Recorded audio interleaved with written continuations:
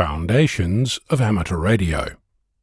The other day I came across a post on mastodon.radio by Keith W6KME announcing the resumption of the microfield day, spelled using the 12th letter of the Greek alphabet mu. This was news to me since I didn't know they'd stopped, let alone existed at all. Being the curious type, I stopped to investigate and discovered an initiative that could, and in my not-so-humble opinion, should be replicated all over the planet. Essentially, an informal monthly gathering of amateurs with their portable setup, ranging from handheld radios through lightweight backpack gear suitable for SOTA or POTA, or summits or parks on the air, to car portable stations where your vehicle acts as the carry mule and perhaps the base of your antenna. In other words, it's for anyone who brings along their radio to play, or if you're not yet ready to do that, come and participate as you feel inclined. So what of the resumption, you ask?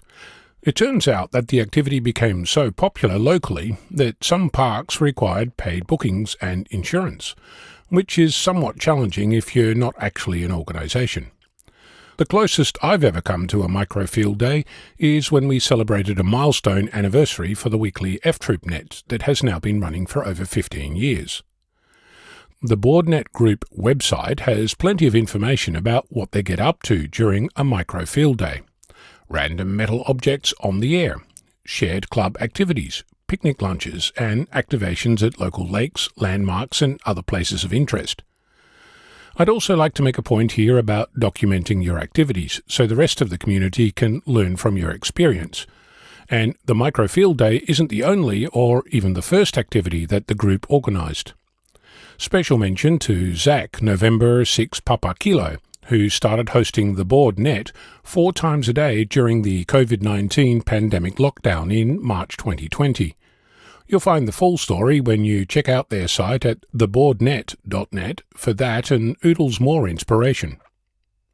While I'm perfectly happy sitting at home behind a computer reading research on the resource comparison between half a dozen algorithms for calculating a fast Fourier transform, that's not the only thing that amateur radio represents. When I started running F-Troop, there was no place for new and returning amateurs to gather and ask questions and share their experiences. Today, the log shows at least one new call sign for each week we've been on air, representing nearly 1,000 amateurs who activated their transmitter and shared their experience. There's no organisation behind F-Troop. It's a couple of amateurs who regularly turn up and participate to act as a welcoming voice into the diverse community that represents amateur radio. In other words, it started because I felt like it, and it continues because people keep coming back. The microfield day is exactly the same, in that it was started to scratch an itch. I'm making this explicit because some amateurs appear to be under the impression that they'll need a local club or organisation to organise activities for them. I'm here to tell you that you can start such an activity with your friends. Ultimately, where do you think clubs come from? So, what are you waiting for? Get on air and make some noise. I'm Ono, Victor Kilo 6, Foxtrot Lima Alpha Bravo.